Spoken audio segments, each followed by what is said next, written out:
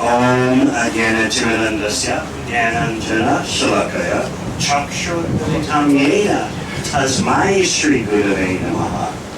Jai Shri Krishna Chaitanya Prabhu Nityananda Shri Advaita Gadadhar Srivasadi Gaura Bhaktivedanta. Hare Krishna, Krishna Krishna, Hare Hare, Hare Rama, Rama Rama, Hare Hare. Thank you all for attending our annual boat cruise. We want you to have a scenic tour while we are also explaining to you the scenery of life. The boat is moving, and you can look out the windows and see the scenes that are passing by. But also, we want to give you that opportunity to reflect and look out the window of your life and see what's passing by. It's very important to understand our internal condition as well as the external situation. So today, we are going to do both an environmental scan and an internal scan.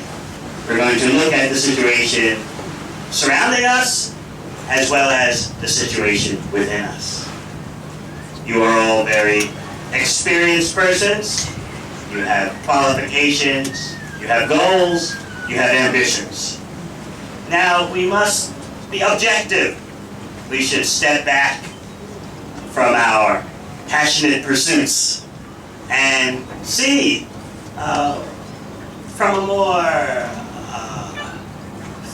contemplative viewpoint how our life is proceeding. I can be a little ironic and start with an old Chinese proverb. Why would I speak an old Chinese proverb to you? But it has some interesting insights for our current situation. This old Chinese proverb is in the form of a blessing. That is, may you live in interesting times. So, indeed, you have accomplished that blessing. You are living in very interesting times. The shine on the materialistic pursuits is proving itself to have worn very thin. The luster is fading, but people have not yet panicked because they don't know anything better. So therefore, they're clinging to what is supposed to be the tried and true. If you look at the whole world situation, though, you see that the tried and true is becoming the failed and the false. When we look at the economic situation, when we look at the political situation, around the world I'm talking about, not just in this country or that country, India or Australia, whatever. There are 3 E's that are upsetting human civilization right now. And because you are career-minded persons, and you want to be successful, and indeed you want to pass the success down to your children, it's important for us to understand what's going on around us. So let's do an environmental scan. The 3 E's: economics, energy, and the environment, meaning nature. Human civilization has run into extraordinary problems with these 3 E's. The boom and bust economies, the energy crisis, where to get the energy to support a population that is rapidly increasing beyond the Earth's capacity. And then, of course, the environmental problems caused by our thinking nature offers us an endless, unlimited supply of natural resources for us to exploit. And also nature offers us unlimited room to park our wastes after we exploit the resources. So, these concerns surround us. And then we look into our core being as far as we can look. We consider our own mind, and we see that there is so much anxiety and uncertainty in the world today. There's still a bit of confidence that things are going to turn around, but more and more uncertainty is creeping in as a daily anxiety. I was talking with my brother last month. Some of you may know. My brother is on the board of Toyota. He's the general counsel for Toyota. So, in the eyes of society, material society, he's made it, you would say, right? He's up there. So I asked him, and this will give you insight into what's going on in the world today. I asked him in December when I saw him, how's business? How's Toyota doing? He said, we sold more cars in the month of November than we had done in 10 years. Things are looking great. Ooh, this sounds good. Good business optimism. Maybe the consumer confidence will rise too. But that was only part of what he said. We sold so many cars, more than we've done in such a long time. Things are looking great if the European economies don't crash, and that's a big if. I like to explain. That's like my asking you, one of you, how are you? How do things look for you? And you respond, oh, I'm feeling great today, and things are looking wonderful for the future as long as no one shoots me in the head tomorrow, and there's a good possibility it will happen. But things are looking great. So this is the world situation today. A very precarious and full of uncertainty. How are we, in our quest for success, going to cope with that uncertainty? We are indeed living in very interesting times, and these times that we're living in stimulate the flexible and thinking person to come up with alternative solutions, alternative lifestyles. The amazing thing is that the ancient texts of India deal with all these problems. You may know that Bhagavad Gita is all about the setting of crisis.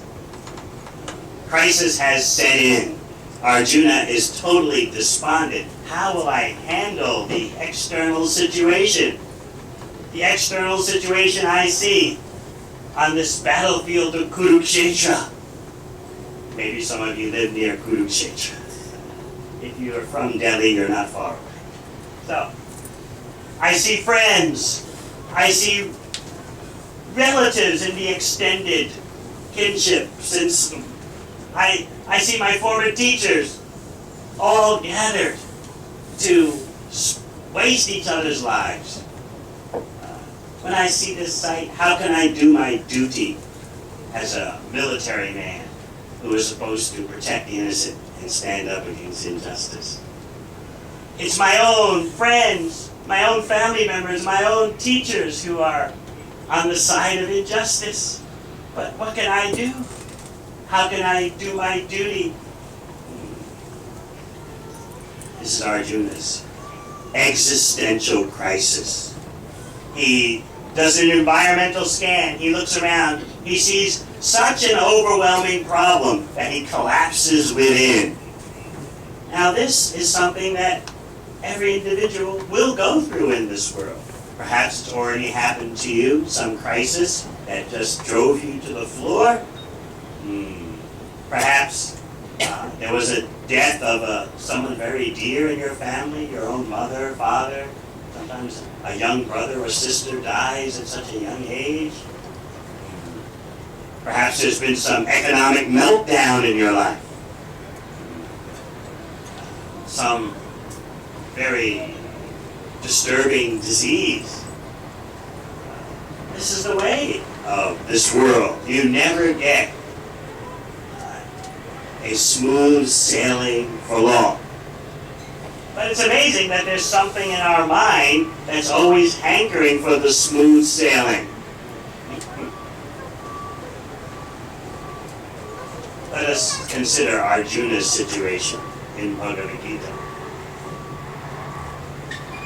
Krishna had to explain to him that you are being affected by the pendulum of happiness and distress. Now, no one wants distress, but we say, I would sure like to ride on the pendulum to happiness. But pendulums swing back and forth, just like economies. So, if you're going to ride the pendulum to material happiness, you must also stay on the pendulum when it goes to distress. You can't have one without the other. This is the world of duality. That's why Krishna says in Bhagavad Gita to Arjuna, Tvanda mohena bharata, O son of Bharata, rise above this illusion of duality, in which you're so absorbed in happiness and distress, fame and infamy, pleasure and pain, health and illness, poverty and wealth, all these swings on the pendulum. So the question will be, in terms of our success, because we all want to be successful, but we need to understand exactly what is success. So in Bhagavad Gita, Krishna is actually laying out the clear path to career success. Of course, we never thought about that. Bhagavad Gita laying out the clear path to career success? Often I point out that sometimes our acquaintances, such as your good selves, will accompany us at events like this. You may have some fear, unconscious or conscious, that if I become too spiritual, I will lose my competitiveness at the workplace and in the university, right? A little drop of spirituality is good. But if I become too attracted to the treasure chest of spiritual knowledge that ancient India gives, I will not be able to function in the world, and I will lose my place in the race. And that's a very dangerous thing, we feel, to lose your footing in the race. And what is the race all about? That race is especially and most famously described in the founding document of the USA. Everyone has a right to life, liberty, and the pursuit of happiness. And indeed, that's an apt expression, the pursuit of happiness. So we're running very hard and vigorously after material happiness.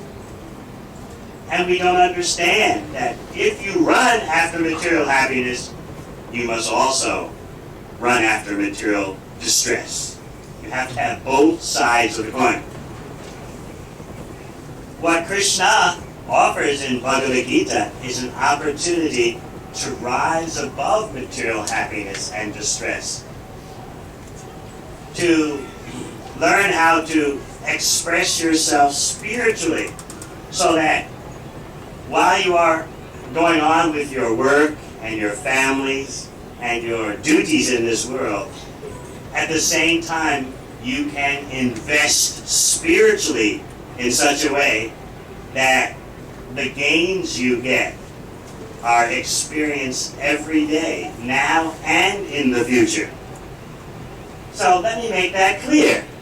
What Krishna is offering is not simply yields far into the future.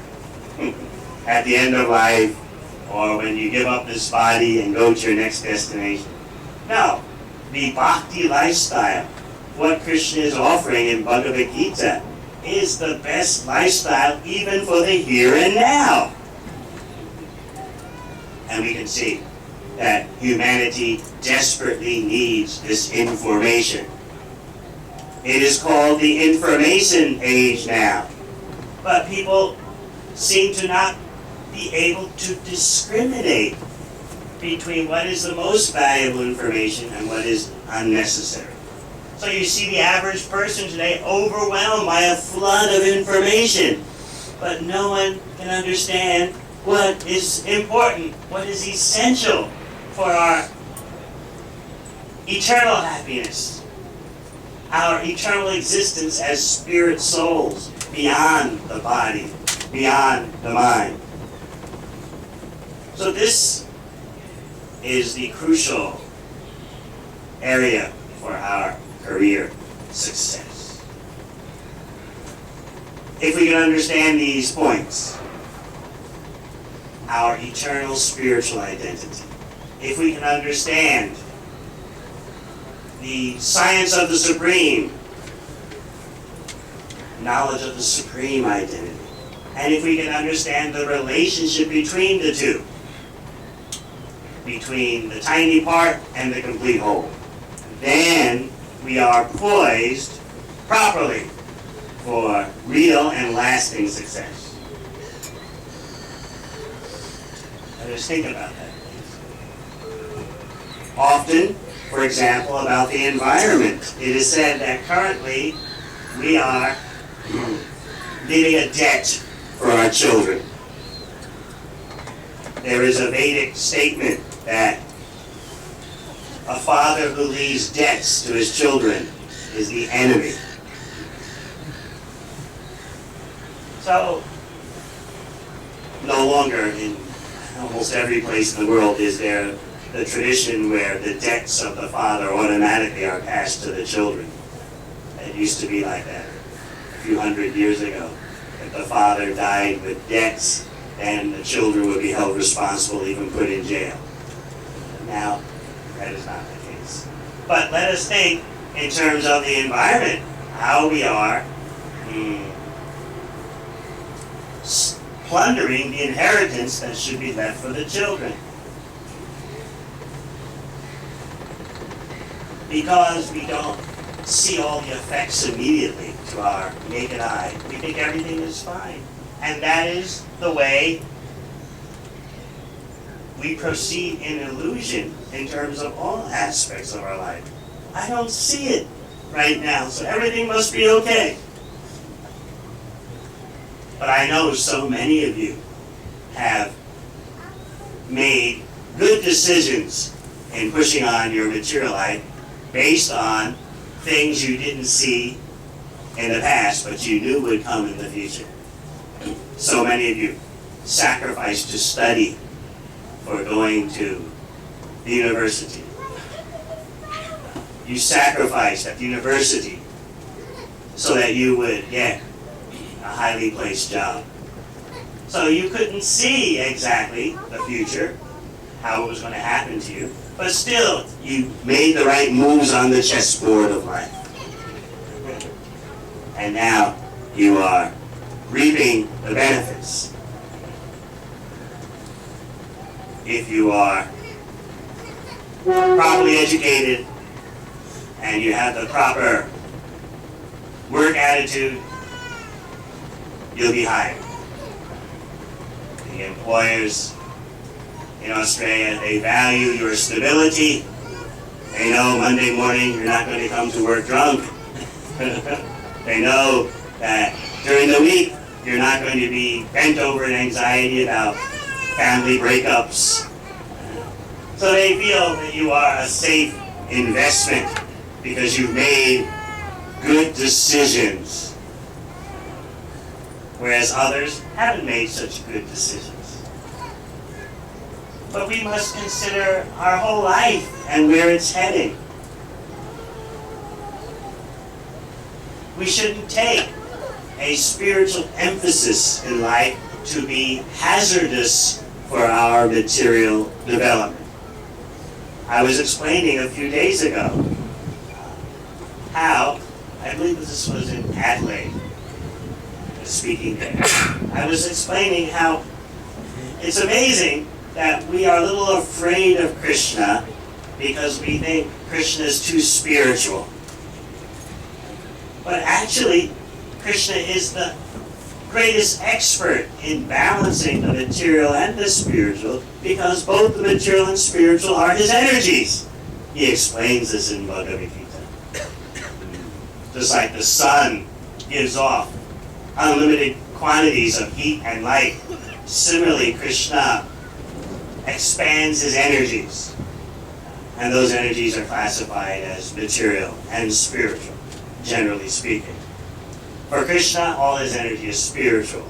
But for us, because we have forgotten Krishna, we get the effects of being in the material energy. So, how could we think that by hearing from Krishna, we may jeopardize our ability to handle the material energy? Because I know, when you go to the workplace, when you're preparing to be a part of the workplace, you want to convey that confidence that you can handle the material energy. The employers are looking at you in that way. Are you savvy? Do you have that drive? And do you have the people skills? Even more important these days than intellectual skills are people skills. Do you know how to relate to your fellow team members in the business, in the corporation, for advancing the goals of the corporation? So we may be thinking, what's all that have to do with Krishna? And won't Krishna reduce my effectiveness in terms of moving around the material energy? Society applauds you if you can show that you are a mover and a shaker. You can make things happen. Actually, in another sense, it's true that the movers are shaking these days. What will happen next? But you're thinking of being a mover and a shaker in the positive sense, even though the movers are shaking these days. So this ambition to make things happen in this world, to be a prime mover, we feel might become threatened if we dare to become too spiritual. Now, what does it mean? Let's think about it. You're all very intelligent, open-minded persons. That's why you're here on this cruise. Yes, you get a tour of the scenic Melbourne Harbour, industry around, commerce, and also, I know that you wanted to hear something that would cause you to think about the ultimate goal of life and how it relates to you now. So I'm addressing that fear that if we become too spiritual, if we just start doing things more than attending the mandir, once every month or once every Janmashtami, if we start doing like that, that's getting into it too much, there may be repercussions. If we actually understand who is Krishna, we'll have no fear. In other words, we need more knowledge. Once we understand the science of Krishna, then we'll know that because the material and spiritual energies emanate from Krishna, he is the most expert at balance. It's amazing. We are so tiny, and we think we are the balance experts. That's like one little boy or little girl I'm looking to see. I don't see any around. Oh, there. as a little girl. Now, if she tells her parents, I want to walk out on a tightrope, I want to balance. The parents say, oh, no, you cannot walk out on the high wire, you know? You call it high wire or tightrope? Both? Tightrope. No, how can you? You're a little girl, what, 5 years old. How can you walk out on the tightrope? Oh no, Mata, I can balance. No, you're too tiny, you're too inexperienced. So we are like that in our attempts for what we think is career success. We think, I can balance. But actually we're just like little children walking out on the tightrope. But we could balance by taking shelter of Krishna. Just like an expert tightrope walker carries a balancing pole. So if we know the art of how to take shelter of Krishna, because Krishna is the fount of the spiritual and material energies, then we'll also know how to balance. It's interesting, you know, that in Bhagavad Gita, Krishna says, Yada yada hi dharmasya glanir bhavati bharata. Whenever and wherever there's a decline in dharma. And how does Krishna describe that decline in dharma? Dharmasya glani. That Sanskrit means a decline in the understanding of how to balance the material and spiritual energies. Whenever Krishna sees there's a problem in that balance department, he comes.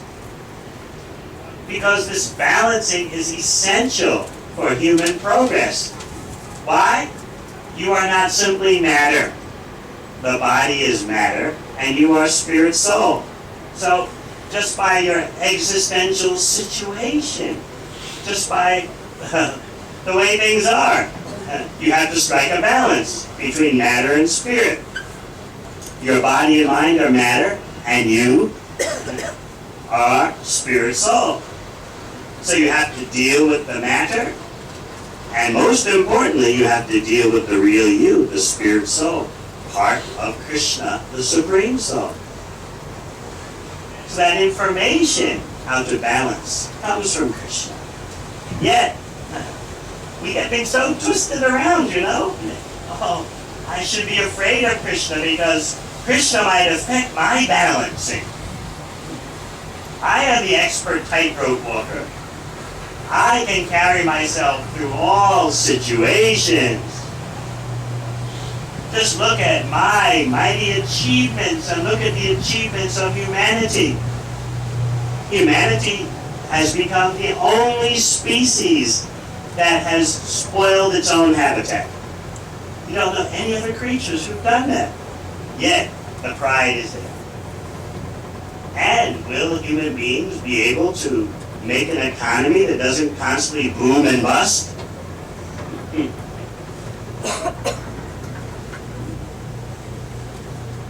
Will they be able to find energy that is sustainable and doesn't destroy the environment? So these are very pressing questions. You'll find that more and more of the intelligent class in India is becoming concerned with these issues. I remember 15 years ago, no one was thinking about anything other than rapid economic expansion. But now, the social sciences are becoming popular in India again. It used to be that if you studied the social sciences, you were considered a loser. Why aren't you studying technology, financial management? What is this? You're worried about the environment, you're worried about humanity's problems.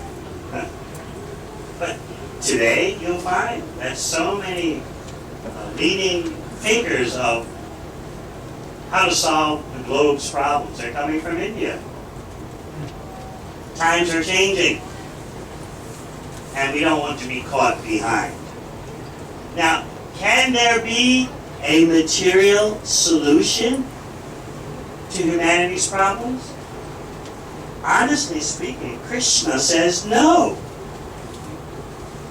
As long as we mistake the body as the self, we are missing the point. It's like, let's say, one of our young men here suddenly loses his mind and he just runs to the edge of the boat and jumps in. And he doesn't know how to swim. Now certainly some of you may know how to swim. Actually, all the Aussies, they know how to swim. So, someone jumps in, maybe a crew member jumps in to save the drowning person. And let's say it was colder than today. Today's very warm. But let's say it was chilly. I remember maybe 2 years ago we had our boat ride and it was chilly enough that you had to wear some jumper, windbreaker like that. So let's say it was a more chilly day today. So when the Savior jumps into the ocean to save our guest who has gone berserk and died overboard even though he can't swim. When the Savior approaches him, he grabs the coat of the drowning person and swims back to the boat. I've got him! I've got him! I've saved him! What would you say? You have very nicely rescued the jacket of the drowning man. Well done for the jacket. But the man is still in complete danger. Please go back and try to get him before he is finished. So we have to give credit where credit is due. Alright, material solutions do make an impact. Just like saving the jacket of a drowning man does accomplish something. I mean, the man may die, but at least someone will have his jacket. So, there has been an impact. We must give credit where credit is due.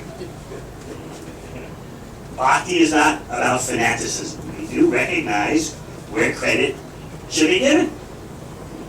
It's just that we must have priorities. The jacket of the drowning man is nowhere near as valuable as that drowning man himself. So I'm telling you this example to demonstrate that in making the balance, we need knowledge of prioritization. What has the priority? So in Bhagavad Gita, Krishna explains that the spirit soul is what always has the priority.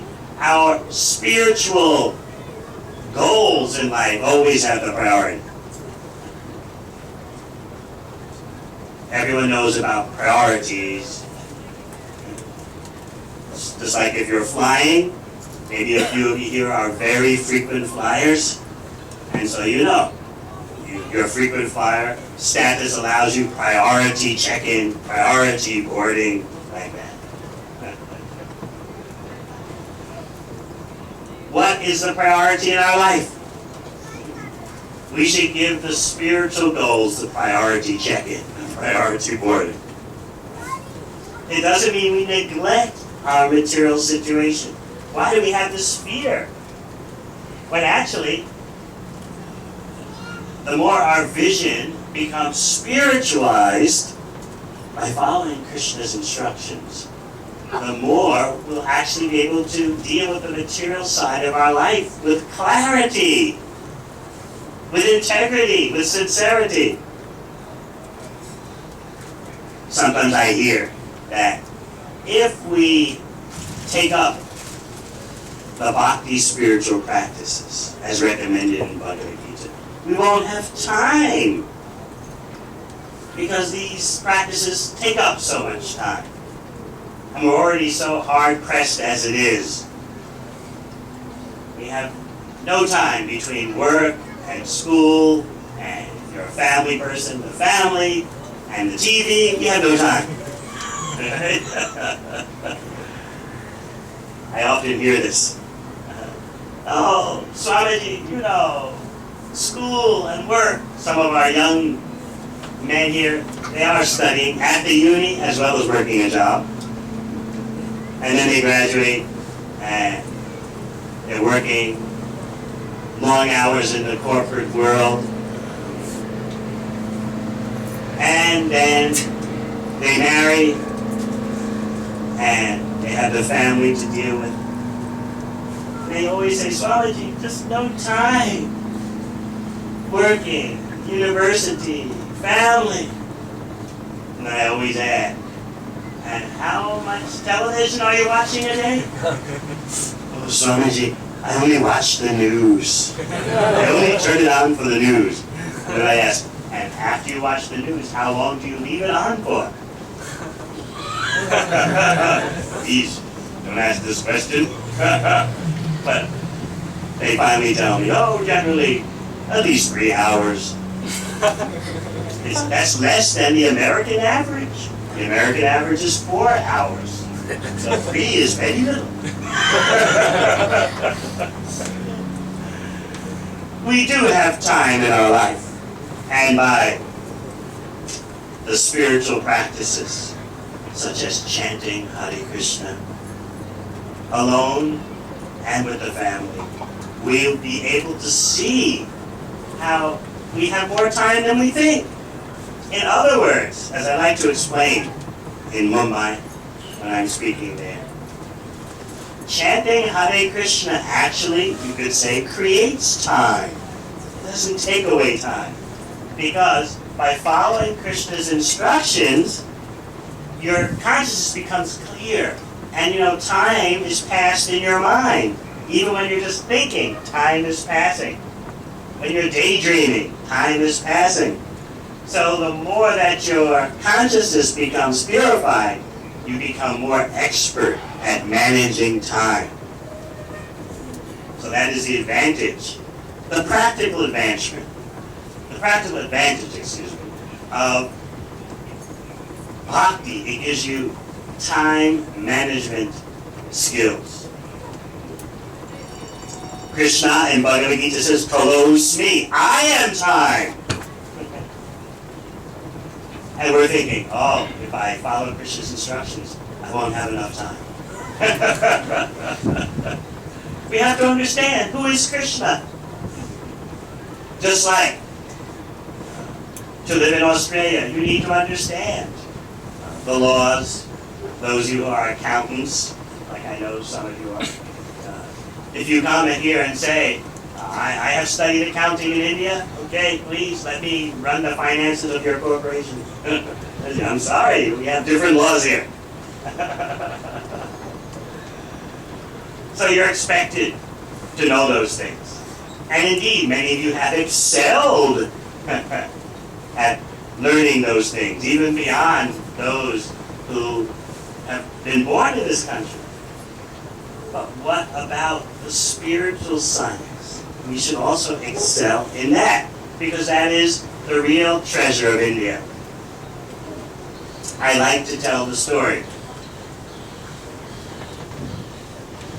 An event that happened in the late 60s.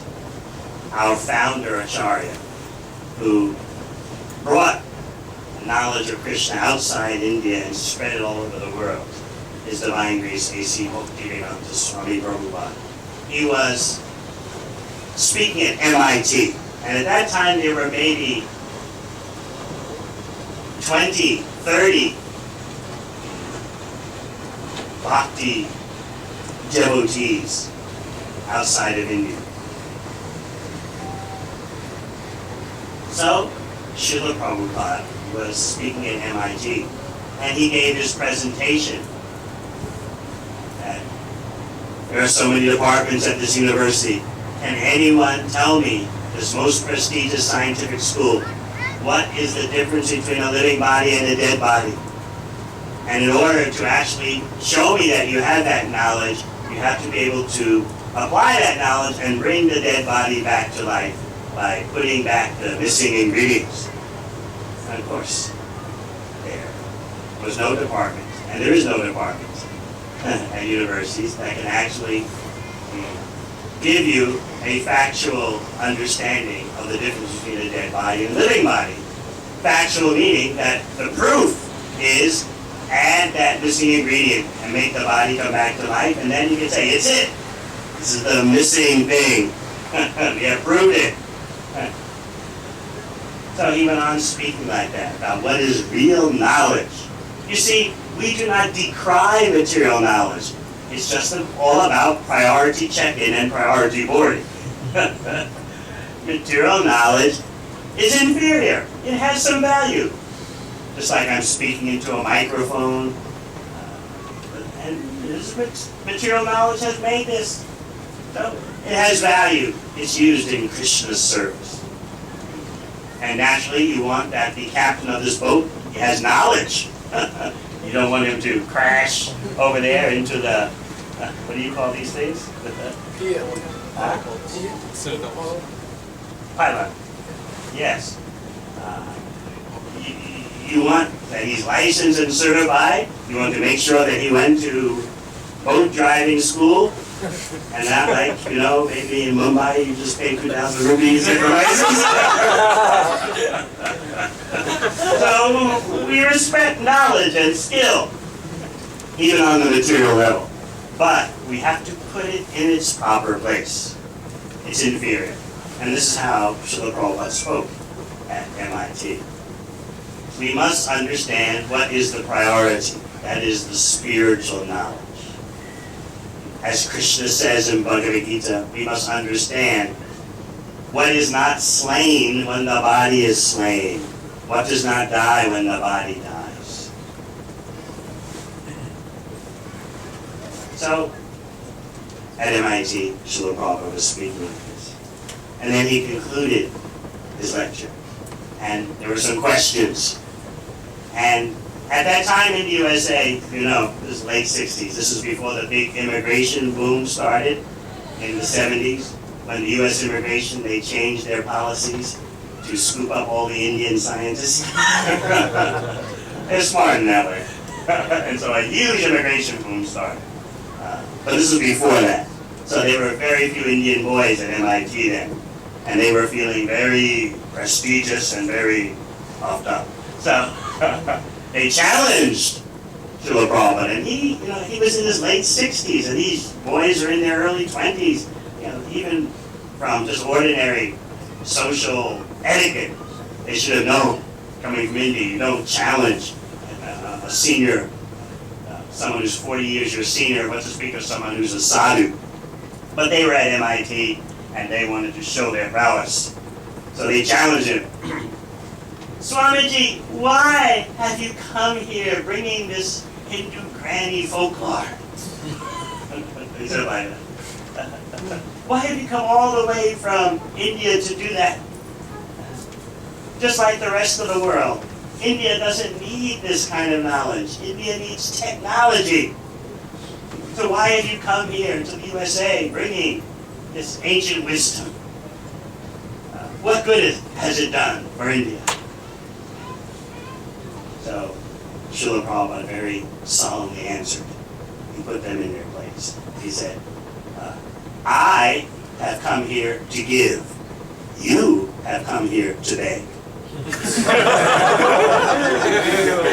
I have come to give the highest knowledge, and you have come to beg the inferior knowledge of technology.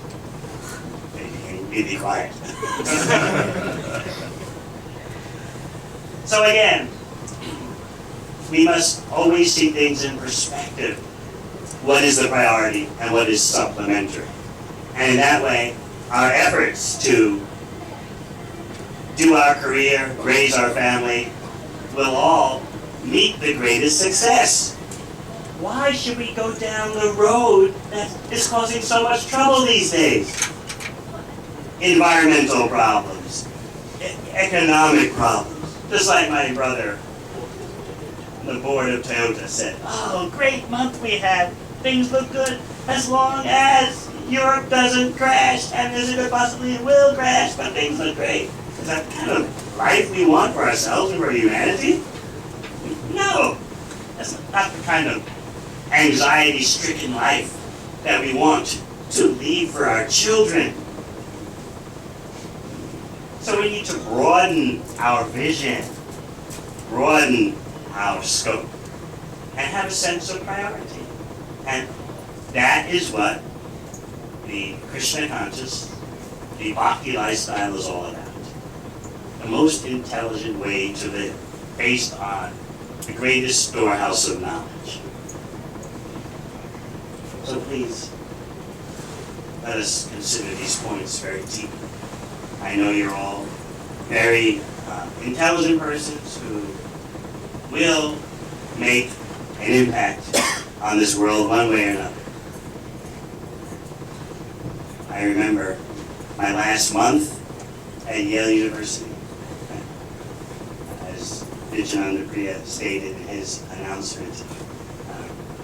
I told him that when I went to India a few months ago, so many of my acquaintances were telling me, oh, there has been a big study in the Hindustan Times rating the universities, undergraduate universities, all over the world. Where you went is number 2 in the world, according to the Hindustan Times, surpassed only by Cambridge. So, it made me think what he said. In my last month at Yale, my Dean of Studies wanted to see me, asked me what I was going to do after I graduated. And I told him the truth. I said, you know, I see very little future for myself in a society that is so materialistic. So he just looked at me without blinking an eye. Young man, you may have these kind of thoughts now, but you are a Yale man, you will influence the world. Well, maybe he was right, but not in the way he thought. I have traveled the world on every habitable continent for over 3 decades, and I have seen that there's nothing more practical than Lord Krishna's instructions, and there is no greater need than for spiritual prioritization. In that way, our life will be balanced and we have the best inheritance to pass to the children. So I'll stop here and ask. Maybe you have some questions.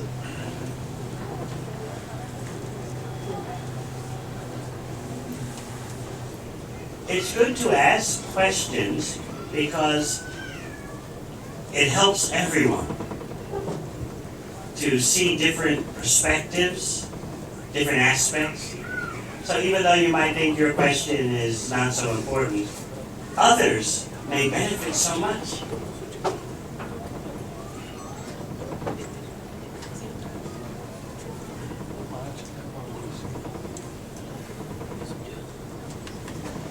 Thank you. My name is the courageous one. I think it might not be relevant to this topic, but I would like to know the essence of Om in Hindu religion and what's the importance of that. The essence of Om. Omkar. Omkar. Well, that is a good question. Based on spiritual science, I can answer that question. In Bhagavad Gita, Krishna says, Pranava Sarvavedeshu. Krishna says, I am the syllable Om in the Vedic mantras. So Om is the impersonal sound representation of Krishna. Krishna has an impersonal presence. Just like even a tiny person like you or me, we can be impersonal. We can give someone the cold shoulder, we can ignore someone. Krishna also has an impersonal presence.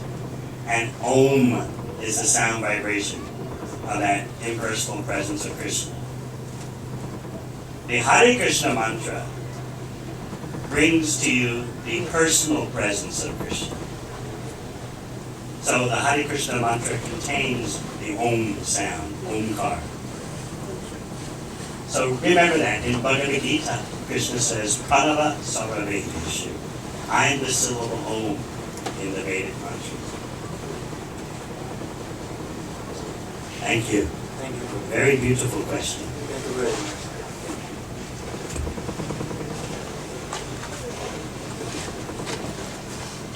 Swami, Yes. what are the duties of Grihastha? Now, Mentioned in the Bhagavad Gita. what are the duties of Grihastha?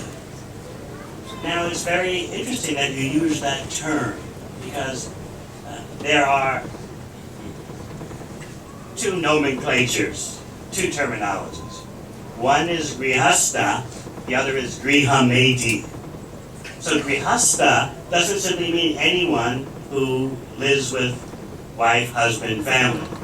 Grihastha means one whose family is spiritually based, that the central point in the family is the goal of spiritual progress.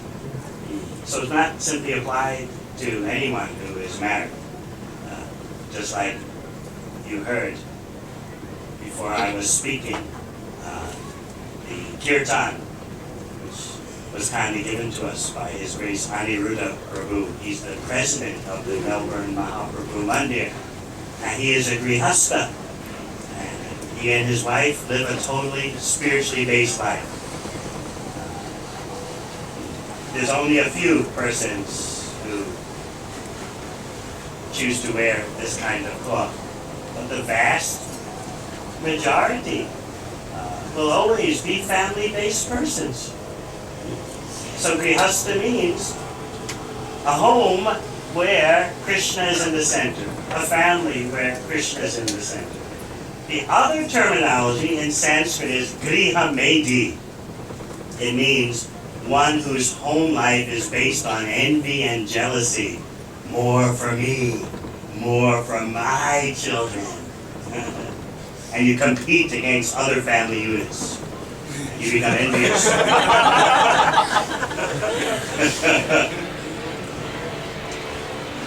On previous cruises, I told about one sociological survey done in Silicon Valley in the USA. Does anyone here remember that?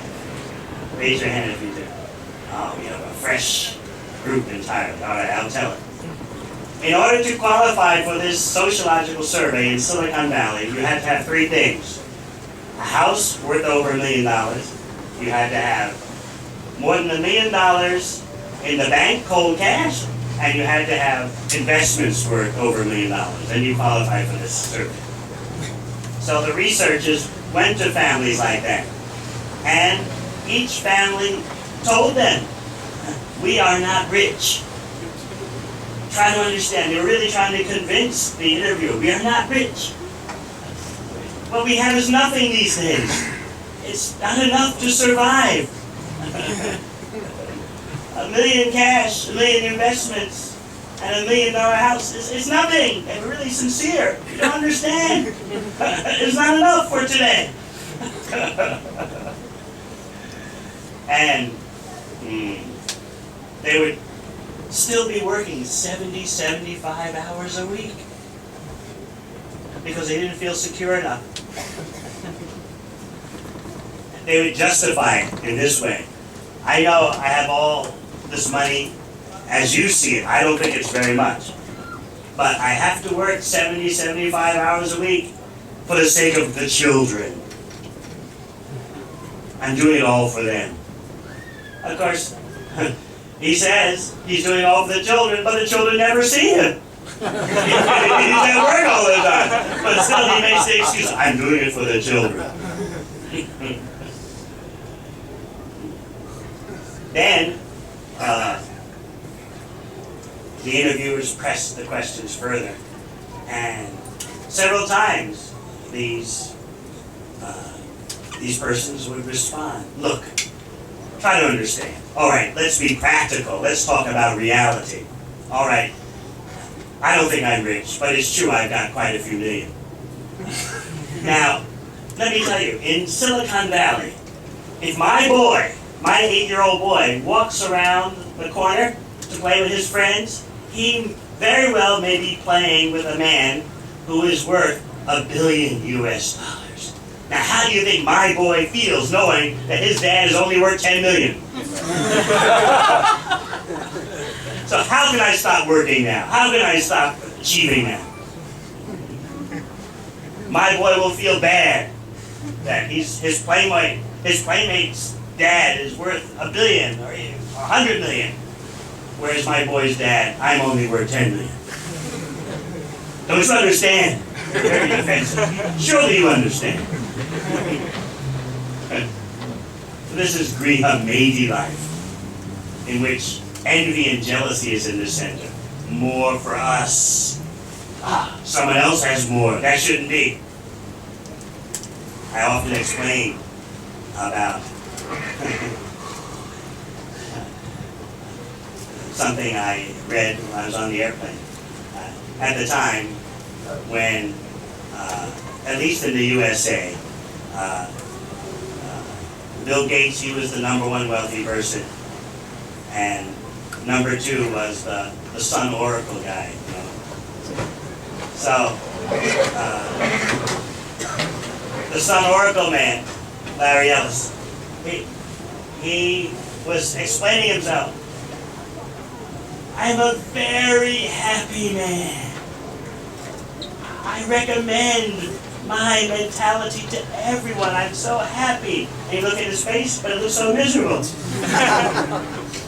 I can have whatever I want.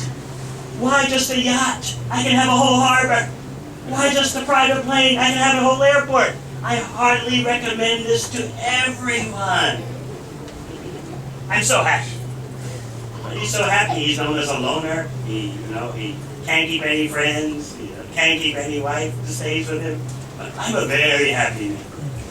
But then all you had to do is mention 2 words to him. What do you think those 2 words are? Bill Gates. Why are you always talking about him? He always gets all the publicity. No one talks about me. When will I get my respect? This is Griha Medi life. They can't be satisfied. So that's Griha Medi life as compared to Grihastha life, in which the family unit lives together for the purpose of advancing in Krishna consciousness or advancing in bhakti. Alright? Very nice question. I have one more question. Let me see now. Let's see if there's someone else though. Alright. We'll get back to you if we have time. I thank you for your eagerness. Hare Krishna Swamiji. Hare Krishna. My name is Vivek, and my biggest question is, why Krishna? Why Krishna? Yes, why only Krishna? Why you? I don't know. Because you don't know why you, therefore naturally you say, why Krishna? Because look, it's not that I do not follow Krishna. I've been following Krishna for more than maybe 12, 15 years. I've always been to Krishna temple back in Bombay when I got a chance. And I do believe in Krishna, but I'm trying to figure out why would someone say, don't be religious, be spiritual. So, and the reason that Okay, one at a time now. It's a very good question, so one at a time. Okay, don't be religious, be spiritual.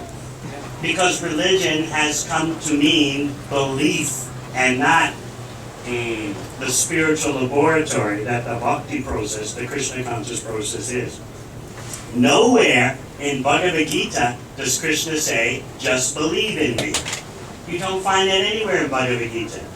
Everywhere in Bhagavad Gita, you find Krishna saying, here is the process by which you can verify what I'm saying. Arjuna, I'm going to teach you. Listen carefully. How your mind can become free from illusion and attached to me. You'll know everything. You'll be free from doubt. Here are the steps that you should take.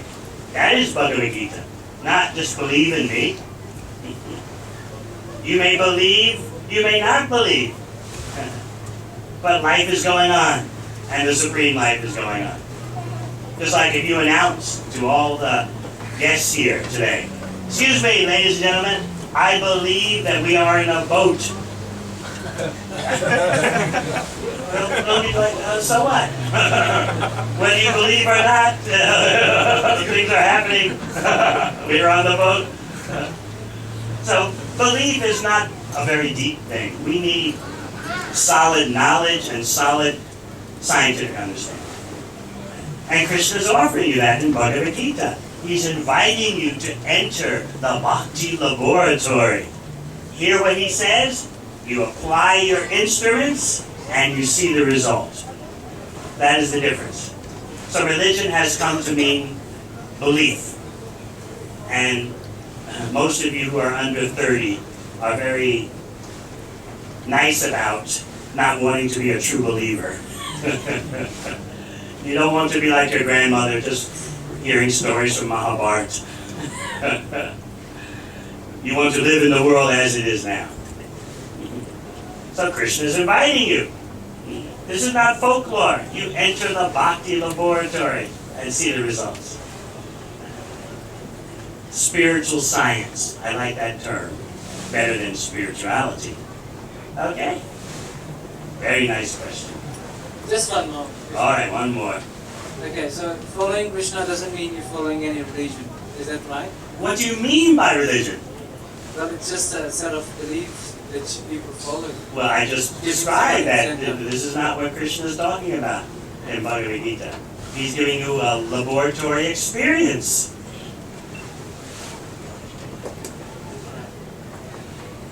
Just like if you want to work for a Commonwealth Bank, ANZ Bank, you walk in there and say, you know, I really believe in this corporation. Isn't that enough? I believe in it. No, they want to see what practically you can do. So similarly in Bhagavad Gita, Krishna wants to see what practically you can do. Arjuna was a military man, so he uses military skills for Krishna. You have other abilities. How you use those abilities for Krishna's pleasure. That is the spiritual science. If you are a financial manager, IT, just like the staff who has put together this cruise, they're all working men with families. They have IT engineer jobs, finance jobs, they have wife, children, yet the central goal of their life is the spiritual science and teaching the spiritual science to others. Okay? Thanks. Thank you. How are we doing for time? We're almost ready for lunch for dinner. All right. You can ask the last question. What is the essence of Hare Krishna Mahamantra? The Hare Krishna Mahamantra. 1 minute, Prabhu. I haven't completed my question. In Hare Krishna Mahamantra, along with the holy name of Krishna, we use another holy name, Ram. Okay, what would the reason combine these two names, and what is the essence of Rama? Rama actually means spiritual enjoyer, and Krishna means the all-attractive reservoir of pleasure. So Rama is also a name for Krishna. Now, when you chant Hare Krishna mantra, if you want to think of Lord Ramchandra, that is fine. That is also Krishna. And if you want to think of Krishna, Govinda, the supreme enjoyer, that is also fine. No need to split these hairs. Krishna includes all the avatars. Alright? So you please take up the practice of chanting the Hare Krishna mantra, and you'll be able to understand these things as a practical experience, beyond just belief. Alright? Thank you, Prabhu. I think. So I really am impressed by how the questions started to come. It was a little slow in the beginning, but I'm accustomed to that. I really appreciate the deep thought that you all are putting into your questions. But we have a very important item that's next on the agenda. And that is lunch prasad. In the ancient Shastras, the yoga texts, the bhakti texts, it is explained that service to Krishna begins with the tongue. Two capacities for the tongue. vibrating spiritual sound, especially the Hare Krishna mantra, and tasting food that has been offered to Krishna with love and devotion. So we don't want to miss that essential second aspect of using our tongues. I thank you very much. Hare Krishna.